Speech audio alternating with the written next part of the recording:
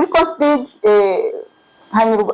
hanyuzwaho amasoko y'ubwubatsi gusa. Ushobora ku-applyinga cyangwa kubona amatenders, wayabona ugashobora kudownloadinga document ziriho zisaba kuzuza kugira ngo upiganwe isoko, ari nk'amatenda document. Ngo document bazishyiraho, hanyuma wowe ushaka isoko ukagenda ukareba iziriho bitewe n'ubushobozi ufite, ukaba wazidownloadinga ukazuza uka-applyinga binyuze kuri ya system.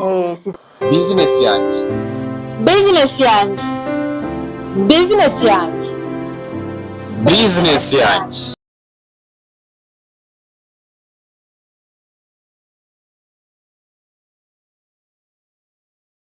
Ibihe byiza kuri mwese mwahisemo kudukurikira kuri YouTube channel yacu ya Click Rwanda. Iyi ni Business yanjye TV show. Uyu munsi tugiye kuganira ku kiganiro kivuga ngo ikoranabuhanga ryoroshya kubona amasoko y'ubwubatsi cyane cyane muri sector y'abikorera.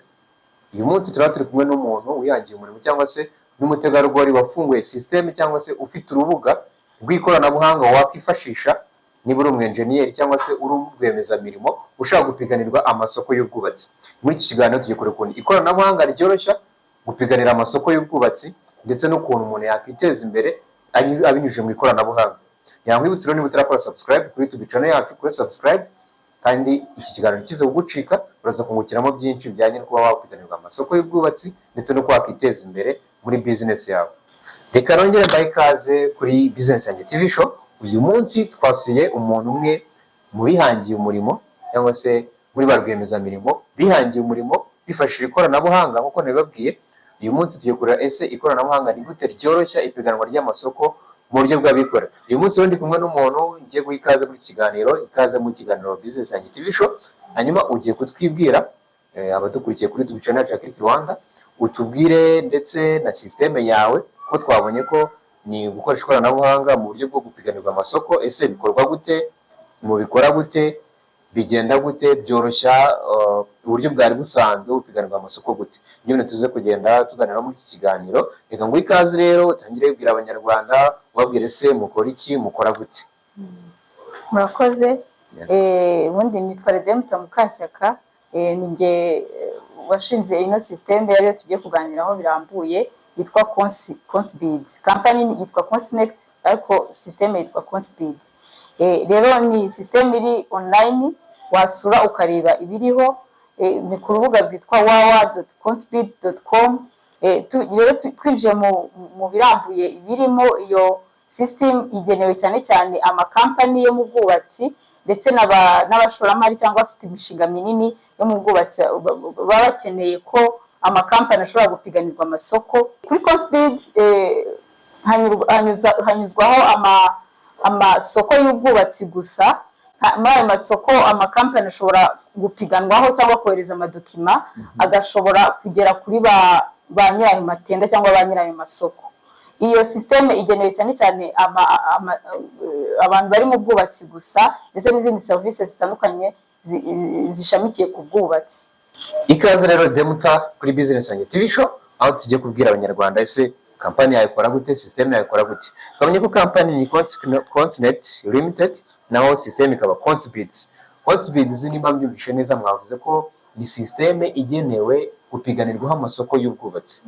Tuvuga ngo ikoreshwa n'amakampani, amakampani y'ubwubatsi n'abubatsi. Ndabivuga muri make ni nkaho aba subcontractors ashobora gushaka amasoko ku ba contractors. Rero cyane cyane ko iyo system igenewe amakampani yikorera, niba twatekereje cyane cyane mu bwubatsi ko usanzwe bapiganwa amasoko mu buryo buri manuel cyangwa mu buryo busanzwe. Rero twashatse kuzana system kugira ngo ikemure icyo kibazo, bijya bikorerwa byose online. Okay, nuvuga ngo ubundi nyirizina ni iki cyabateye iki gitekerezo cyo kuvuga ngo tuzane system izajya inyuzwaho amasoko y'ubwubatsi? Ubundi cyaturutse nyirizina ni ikihe kibazo mwari muje gukemura muri societe, mbese byabajemo gute, byatewe n'iki? Urakoze, ni ikibazo cyiza. Uko byaje nuko kubera ko n'ubundi umwuga wanjye n'ubwubatsi nakoze kuri projet yo mu Rwanda nini iri ya MIC, bari kuyubaka, mbona icyo kibazo ko uburyo amasoko apiganwa cyangwa uburyo amasoko aboneka ari uburyo bikirimo ikibazo.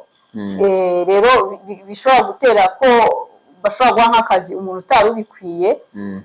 Simvuze ko wenda abayubatse ntunyumve nabi, simvuze ko abayubatse bari bakoze nabi, ariko ni ukuvuga ko ibintu iyo bikorwa mu buryo buri manuel hari amakosa menshi ashobora kubonekamo.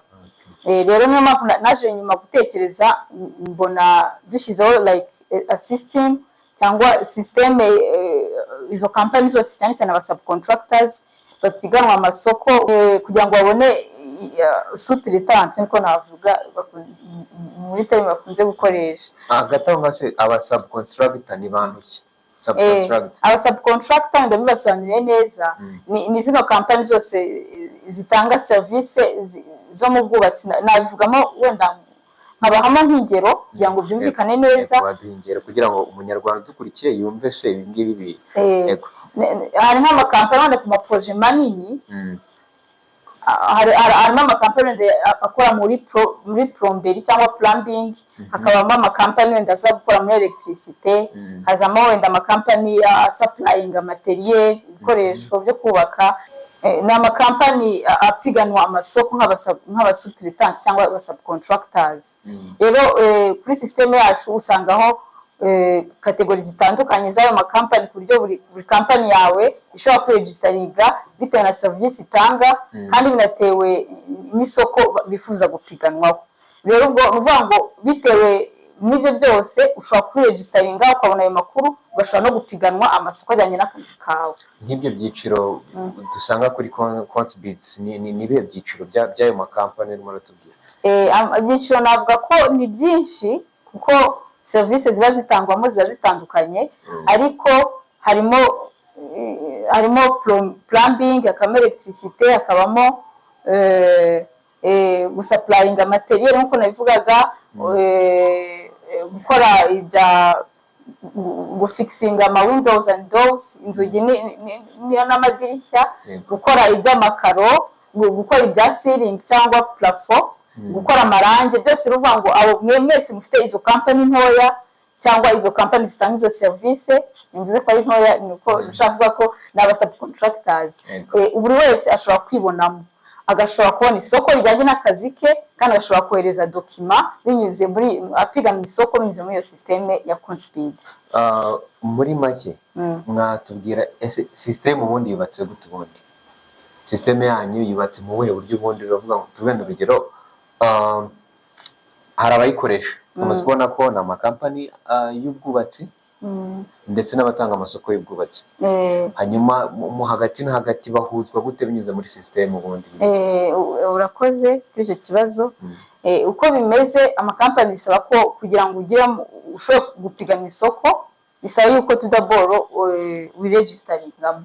Kwiregistaringa kwawe nibyo bizadufasha kuguha isoko rijyanye n'akazi kawe, kandi nanone bikanadufasha kuguclassifyinga bitewe na projet zindi usanzwe warakozeho. Ubwo rero amakampani yose abyifuza birasaba ko tudaboro babanza kwiregistaringa kuri iyo systeme. Iyo umaze kwiregistaringa ushobora ku-applyinga cyangwa kubona amatenders, wayabona ugashobora kudownloadinga dokima ziriho zisaba kuzuza kugira ngo upigane isoko, hari nk'amatenda documents. Ngo dokima bazishyiraho, hanyuma wowe ushaka isoko ukagenda ukareba iziriho bitewe n'ubushobozi ufite, ukaba wazidownloadinga ukazuza ukapplyinga binyuze kuri ya systeme. Systeme uvuga ngo izo dokima nawe ukohereza dokima usabwa upigana isoko, noneho ubwo ba nyiramatende cyangwa ba nyiramasoko bakaza accessinga izo tenders, cyangwa umunsi wo kwa accessinga izo tender. Bumva ko nkuko bisanzwe muri gupigana isoko murabizi ko abantu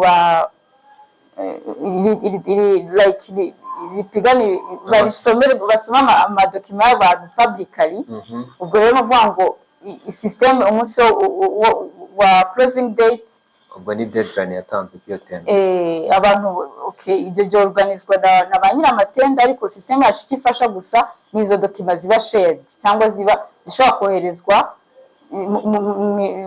mu ipiganwa ry'isoko. Izo dokima mukazifata mukazohereza abashaka amasoko. Hanyuma se nk'umufundi cyangwa se nyiri kampani y'ubwubatsi, ubona nyirizina, ni iki wamubwira ati nukoresha uru rubuga ni iki kintu kibanze yakunguka? cyangwa se ni ibiki by'ibanze wamushishikariza byatuma aba interested cyangwa se byamushishikariza gukoresha urubuga rwanyu rwa Codebeats?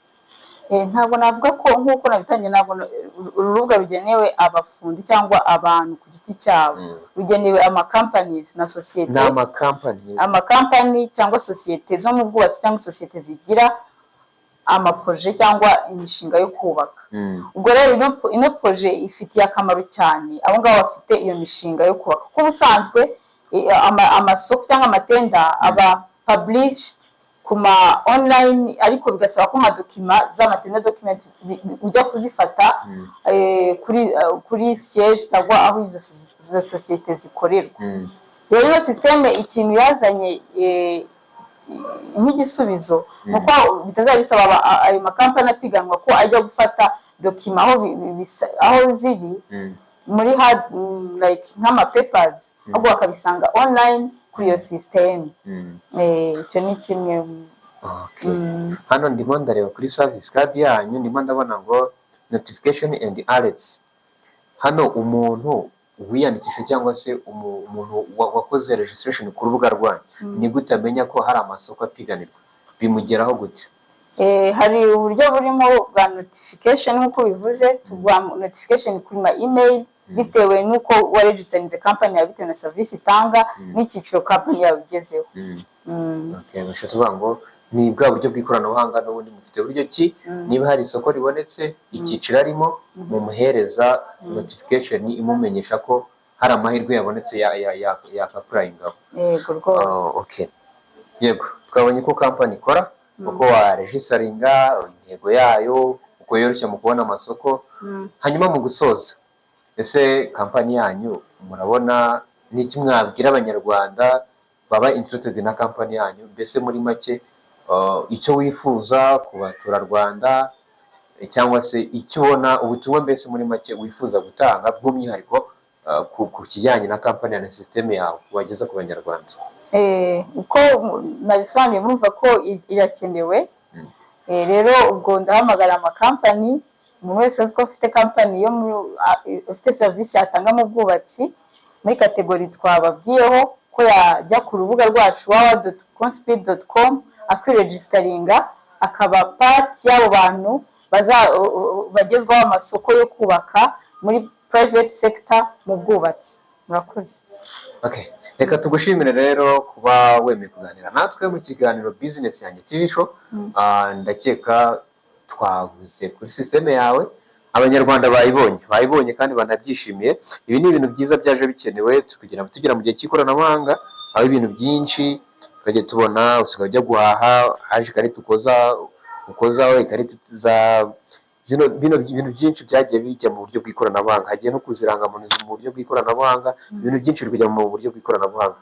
So rero ni byiza ko no mu bwubatsi hari ibintu nk'ibyo ngibyo bigenda bizamuka. Nawe ufite business, niba by'umwihariko wowe ufite business yo gupiganirwa amasoko, abantu mufite ba rwiyemezamirimo musanzwe gupiganirwa amasoko y'ubwubatsi, nabashishikariza gukoresha Codebeats. Twabonye ko harimo uburyo ubona amasoko agezweho ako kanya ari updated, ukabona n'uburyo hari uburyo twabonye mutangamo notification uvuga ati amasoko agezweho n'aya ngaya, ni ibingibi bisabwa, ndetse ukabona amakuru ku buryo bworoshye. Niba rero nawe uri muri sector y'ubwubatsi ukaba uri rwiyemezamirimo, nawe nkwibutse ko Codebeats tubonye ko ariyo ni igisubizo nyuma ya systeme za leta mu bikorera. Natwe twabonye ko haje Codebeats. Yego, nabifuriza rero ibe byiza no gukomeza gukurikirana iki kiganiro Business Yanjye TV Show, aho tugenda tubagezaho business zitandukanye. Uyu munsi turi mu bwubatsi, ejo tuzajya mu bindi, ejo tujya mu bindi. Igihugu cyose turakizenguruka. Click Rwanda ni cyo tubereho kwamamaza business zanyu. Business yose waba ukora, tinyuka utwegere, tuze dukorane, tugufashe gusangiza abanyarwanda ibyo ukora. Kangushimire rero twabanye, bifuza gukora subscribe no gukomeza kubana natwe mu biganiro byacu by'ubutaha. Amahoro y'Imana bane namwe.